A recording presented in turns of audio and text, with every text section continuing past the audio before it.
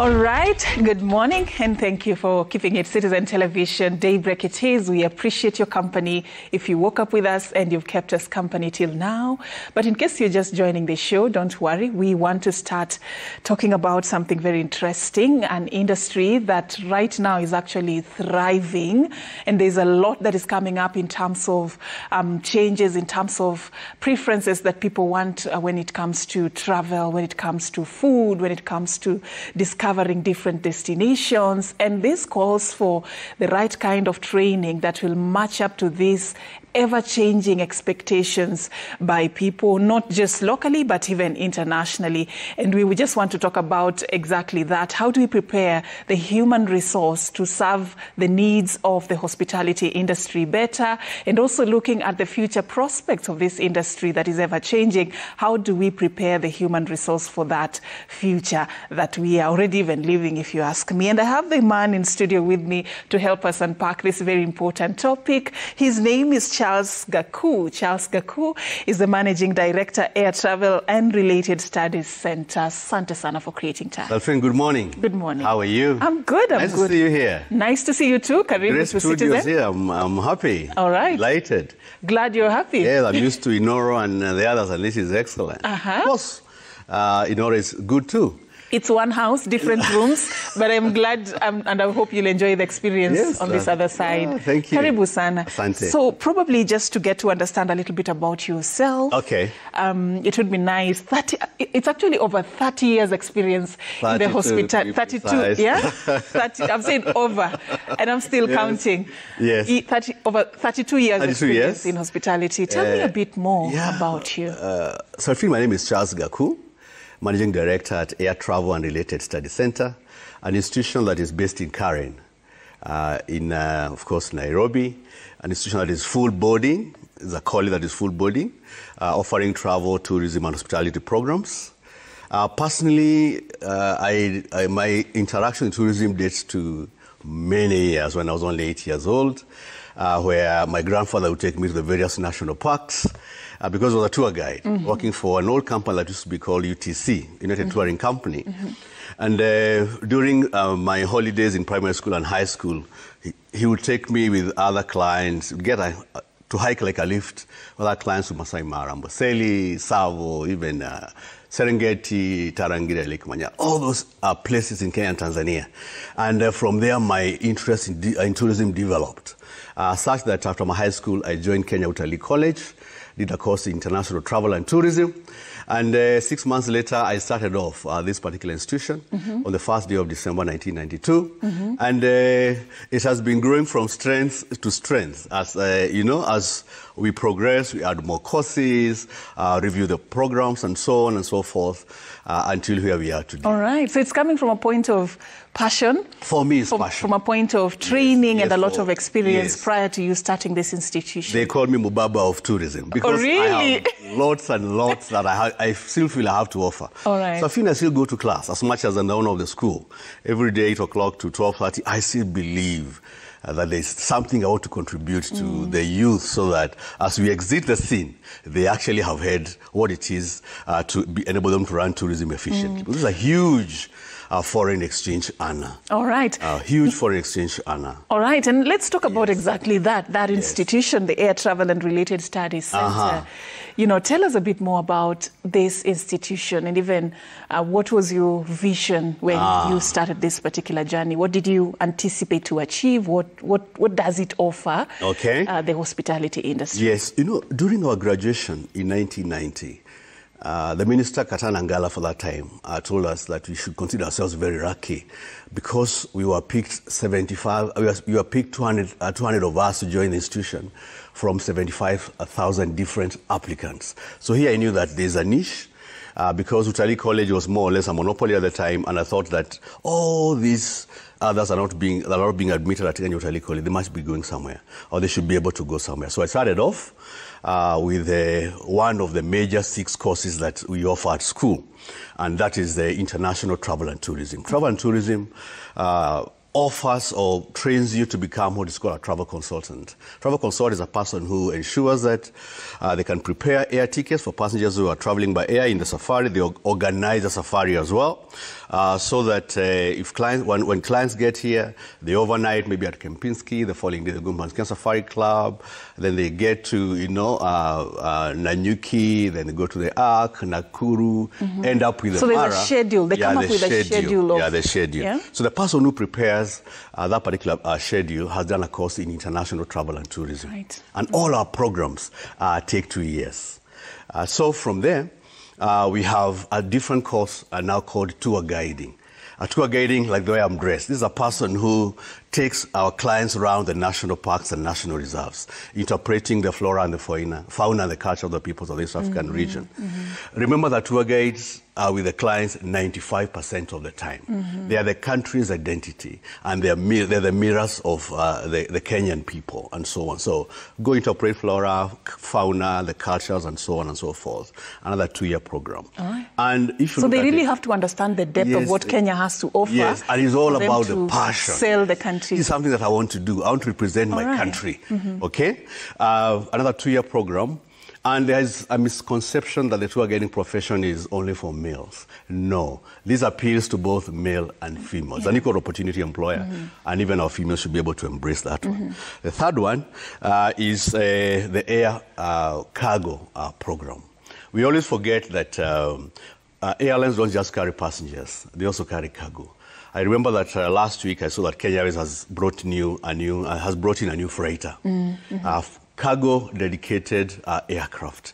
There are no signs that the cargo profession, the cargo industry is going to slow down since the COVID levels, where you could not go to China, but we had to send for our shipments to come.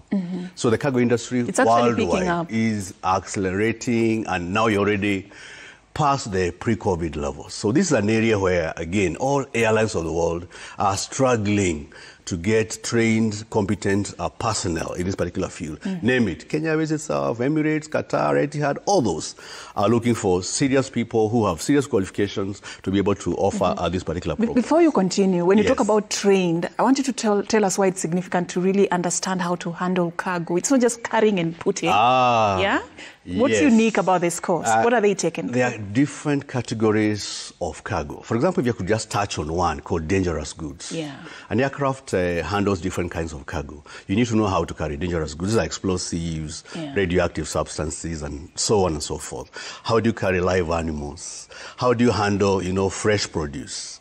How do you handle human remains? Because they also come on cargo, and so on and so forth. So every section of the cargo is important. Pharmaceuticals, PPEs, how are they carried on board an aircraft, so that they're safe for the airline, safe for the passenger, and of course the shipment arrives wherever it is going safely. So it's huge business. And I encourage parents out there to really think about, and students, prospective students out there, to really think about this particular profession. All right. Of course, the fourth one is for those tall, who want to join the course as cabin crew professionals. Those who serve food, those who serve beverage when the aircraft is in the air. We are saying that passengers come from very far away. 8 hours from London to Nairobi, 12 hours from Japan. We have a KQ now that is doing 7 flights, actually 8 flights a day, or they're from New York to Nairobi. That's 13 hours. These passengers require food, they require service of beverage, and to ensure that the passengers are comfortable. Passengers are comfortable. So who does that? People who are tall enough. For females, not less than 5 feet and 6 inches, 162 centimeters, and for the male, not less than 176 centimeters. Why is this important? Yeah, why must they be tall? So that when you stand at the front of the aircraft, because of the structures, the seats are tall and so on, and you require that passengers can see, or you can be able to see passengers who are asking for attention at the back. All right. So we require people who are tall enough to be able to do that. And of course, you know that our aircraft, the structure of it, the seats that we call the aisles are very thinly, spaced. So you require people who are not more than 72 among males, and not that's kilos, and not more than 62 in females, to be able to provide that seamless, unique service through those very thin aisles and ensure that the aircraft does not delay landing. I didn't know that. I'm just used to seeing the cabin crew looking all nice and tall. And I didn't know that it's actually a requirement, and there's a reason. There's a reason for that. And still on the cabin crew profession, of course, a pleasant disposition. Yeah. I'm not saying good to look at or beautiful, but I'm saying you should be appealing, so that you don't, nobody wants to be served by a person who is is not kept, and so on. People who are really decently dressed, not so much excess makeup, not too much color on the hair, and so on and so forth. Every airline has its own standards that follows as far as the cabin crew profession is concerned. So those are the 4 programs that we offer in the fields of travel and tourism. And these take 2 years. Yeah, do you have courses that take shorter periods? Yes, we do. I'll go first to the 2 remaining ones in hospitality. Okay. Here you're talking about hotel management, for example. I just read last week that this particular year, 2024, we have 31 hotel chains setting up in Kenya, as opposed to 25 last year. Just last week, Botswana, our president opened or launched the JW Marriott, just next to Kempinski, 600 rooms, 12 different conference halls, and they have a sister unit in the Mara as well. We are talking about everybody seeing the need to set up hotels in our country. Remember that our figures for 2022 arrivals were 1.35 million. Last year, 2023, we were on 1.95 million. And it's not stopping there. And there is no sign of this stopping. So 2024, with things, because I'm talking to all managers in our lodges and hotels and at the beach hotels and so on, and even in town hotels here, hotels are almost full. The month of April all the way going to July, actually for some in November. So we are likely to hit the 2.5 million mark this particular year, if not more. So the question becomes, who is going to do the proper service for all these people in the industry? So for that matter, you have 2 major courses. The first one is hotel management. All right. You talk about people who can be able to oversee the operations of a hotel. You must be versed in the kitchen, in the restaurant, and the bars, in the laundry, at the reception, and so on and so forth. So that we are able to give serious service. You have lots of competition with other countries. You're not in isolation. So we need to give this seamless, serious service. So a hotel management program as well for 2 years. To enable you to get to know exactly what happens in a hotel situation and manage it. All right. And I want you to run us through some courses that one can just learn for a year. I was looking at particular ones like housekeeping, the front office, these basic courses that we have shorter ones that take 9 months, made up of 6 months industrial attachment and 3 months industrial attachment. By the way, we are the only institution that I know that guarantees industrial attachment for their students. You know why? 32 years down the line, I've been able to make my networks, not just in the country, but also everywhere else in the world, so that the last 3 or 6 months dedicated to industrial attachment. So the first short course that you have is the front office, the receptionists, those who receive you as you get into a hotel or any other establishment, and also the waiters and waitresses courses. We require people who can be able to serve food in the manner of courses the way it is designed to be done. We also have housekeepers, another 9-month course. People who, and this one, by the way, we don't even we cannot even make it in the market, not just in Kenya, but also in other parts of the world. Right. Australia, Dubai itself, Qatar, and all those other cities and countries require that particular service. Food and beverage, also waiters and waitresses, the housekeepers. These are areas that have not been saturated. All right. I've discovered that most of the courses you offer have some international attachment to it. Yes. Why is that significant for you as an institution? Because it stems out from the way our courses are structured and what I really intended for Air Travel and Related Study Center. I had no intention to saturate the Kenyan market. That's why the first thing that I did, and this should be emulated by other colleges, is to look for international examiners. Our programs are such that they are examined by 2 major bodies. The first one is International Air Transport Association. This is the association of all the airlines of the world. Kenya Airways, KLM, Lufthansa, you know, all those. This is the body that sets the syllabus, examines the students, and also issues the award. I told you before this that we have, over the years, received the award. It's not years without anything to show for it, Yes. actually something This is to show for it. the 14th year I'm getting this. Air Travel and Related Studies Center is the only institution in Africa and the Middle East to have been a member of the Premier Circle. Maybe you can hold it this way? No, this way? This way? For the cameras to see. I mean, that's something worth making noise. This is an award about. that we have been having for, this is the 13th year running, issued by International Air Transport Association. This is for the year 2013. I had to go to Hong Kong to receive this award. Okay? That was last year. Then this year, I have also received the same recognition, top 10 in the world, the only one in Africa and the Middle East, because of the performance and the number of students that have been able, you know, to bring on board and actually have them realize their dreams in the industry. All right. So the first thing, that's why we are unique, is because of the international qualifications.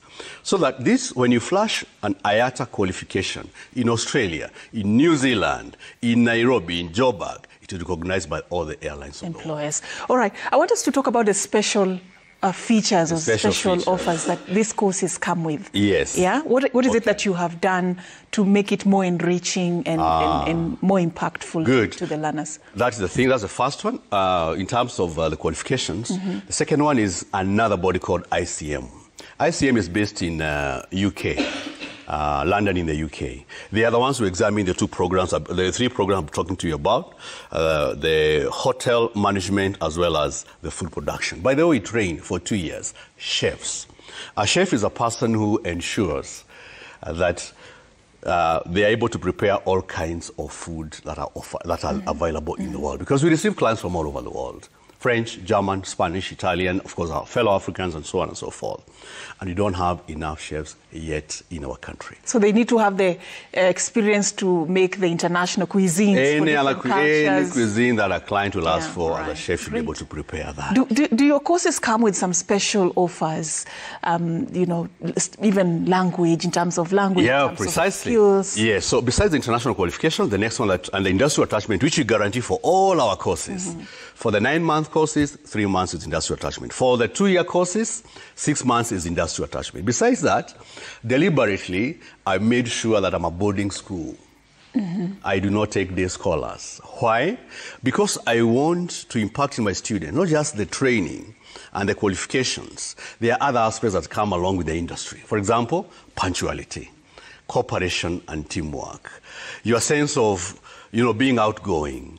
Okay? Your interests, your effort, your grooming are issues that really count. All right. So when I say I'll charge 40,000 shillings a month, that's about 1,300 shillings a day. I am providing accommodation, I'm providing meals, namely breakfast, lunch, and dinner, and of course I'm providing the international qualification. So the package is actually 40,000 40,000 for all the courses? For all the courses. 40,000 a month. 40,000 a month. And then we also have to think about the practical aspect of it, not just during industrial attachment. Our students should be able to go out and venture and see, while they're still in learning, and see how the industry is organized. So I do free trips for my students to the various national parks and national reserves and other areas so that they can be able to benchmark and see for themselves what is it that they're getting themselves into. It does not make any sense to train a tour guide who has never been to a national park or national reserve, never seen an elephant or even a lion. When they carry tourists, they get more excited than the tourists themselves. So we want to make sure that they get these things as early as possible. And then we look at 80%. That's a serious, you know, a serious, unique proposition, a uniqueness with us. We look at passion more than even the grades. It's a CBC element where I say, whether you got an E, you got a D minus, you got a D, of a very strong counseling department in our school that a parent will come with a guardian and will take you through the range of courses and be able to see one that fits you depending on your passion. So point is, we will not say you got a C- or you got a C+. This is not for you. What are you capable of doing? What is your passion? All right. Our examiners say students who have finished Form 4, of course, a high school, and they have demonstrated passion, they have a good command of the English language, both written and spoken, can do the courses. And that's what CBC is all about. Could you do something that you're interested in? So students and parents should not fear, this grade or that. Let them come. I'll give out my numbers. Let them come. We sit down and discuss with them. Yeah. And their way, they will find. Maybe you can just do that right now. Their passion. Because somebody could be asking. Yes. So what are your intake, schedule looking like? How do they do that? How do they apply? Okay. And when you talked about a package of 40,000, yes, do you have like flexible ways of going about it, or does a parent come with the 40,000? Yeah. 40,000 a month. I get parents who paid in terms of rice, in terms of milk, in terms of beef, in terms of eggs. We do barter trade because it's a boarding school. We have, even if you paid me fees in cash, I still have to go and get eggs, still have to go and get, all these things to prepare food for my students. All right. So that can be done. So people should not fear. 40,000 a month can come in many, very, very many different ways. So that is one thing that we do have. Our intake schedule. We have an intake going on since yesterday. The month of April is an intake month until the last day of April. From there, you're going to close that April intake and go to the July intake, the entire month again, and the traditional September intake. So you have 3 intakes going on. You can enroll or you can show your interest as early as possible. Ours is seamless. Just send us your result slip or your leaving certificate, and then you'll be able, and your leaving certificate will be able to sit down and invite you for an interview, what we call actually, it's like a counseling thing. Take you through that, then you pick your choice, and also you pick your intake. So you have April, we have July, and we have September. My telephone contacts. My telephone number is 0721 380 590. I repeat, that number is 0721 380 590. That's my telephone contact. You can reach me after 12:30 because I go to class. Okay, after 12:30. If you want to contact me earlier or the office, then I have Madam Faith. Madam Faith is my PA as well as the person in charge of administration. Her number is 0722 66 9961. I repeat, Faith's number is 0722 66 9961. Of course, we are available in all other social media platforms. All right. If you Google Air Travel and Related Study Center in Karen, you'll be able to find all this. All right, you'll get the website, and you can be able to get all the information that you need in terms of the courses that are offered and the packages and the terms that are there, and how even to get in touch with the institution. But then before we close this conversation, there's an interesting trend that is currently picking up in terms of just a shift from just focusing on tourism and looking at how we have been a hub of conferences, a hub of exhibitions, international events that we are organizing. Talk to me about whether you are tapping into this space, or do we have a workforce that is prepared for this transition in the industry? Kenya is no longer just a tourism destination.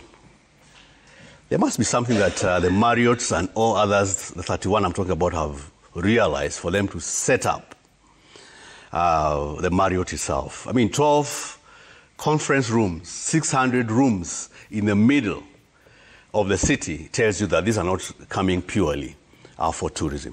Of course, you have the post and pre conference safaris and so on and so forth. And we are well positioned. How are we positioned? We are members of other national organizations in the country that cater for travel, tourism, and the housekeeping area, and so on, and of course, hospitality. We provide not just the industrial attachment for our students, but we also do, like more or less like a partnership with other hotel chains. In the case of weekends, when they have functions, we have always been more than glad, to take our students there for that particular purpose.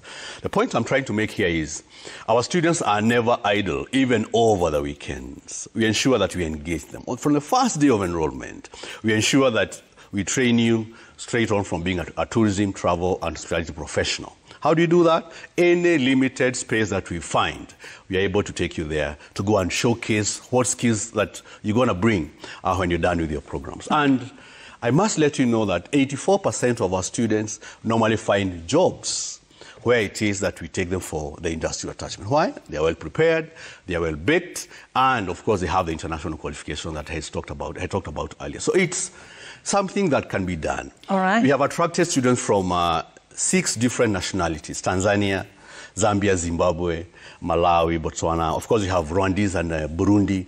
So we have a national and international African outlook back in school, courtesy of the fact that most of our program, 99.9% of our students are actually boarders. So no parent should be worried about where to stay, what to eat, how am I sure that my child, my daughter or son is safe when they're in Nairobi, because the answer to that is that you have made it a boarding institution. Thank you so much. And well said, of course, we cannot talk about that institution in just 30 minutes. And it's an institution that has been founded by somebody who has been in the industry for 32 years. A lot that needs to be discussed in terms of what they have to offer for the tourism and hospitality industry. I've been engaging Charles Gaku. He's the Managing Director, Air Travel and Related Studies Center. Of course, he has given his contacts there. You can be able to get in touch with the institution, look at them, find them on their website, but you can also talk to him directly on 0721 380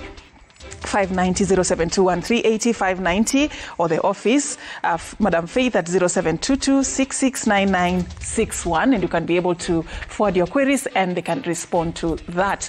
My name is Safina Chieng Oma. Thank you so much for watching, and we are just going to be taking a short break. The show continues after this.